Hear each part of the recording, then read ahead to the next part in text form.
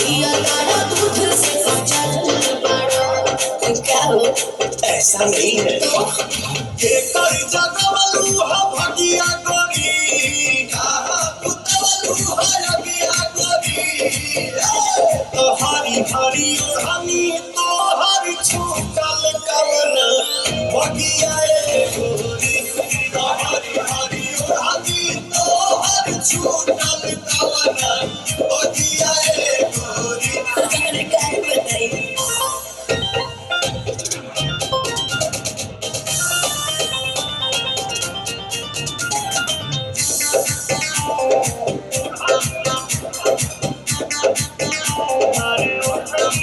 दिन रहे कौन न देखलू कले हेंगा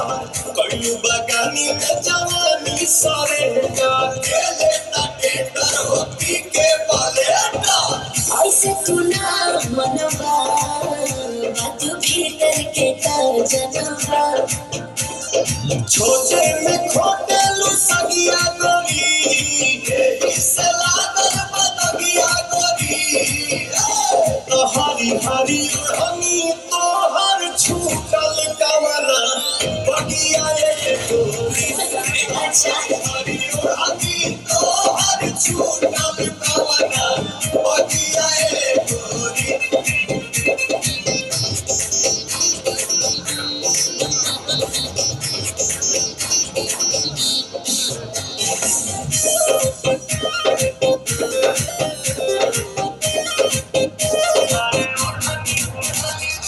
अंशु से देखावे तुम आकर चलत तोहर पवन में से चक्कर लाता चक्कर हो पिएलु साकर वेद जन खोला हो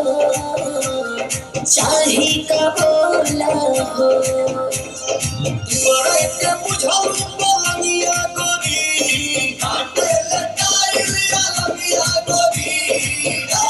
तो हरी हरी ओढ़नी तोहर छूटल कवना बगिया गोरी तो हरी हरी ओढ़नी तोहर छूटल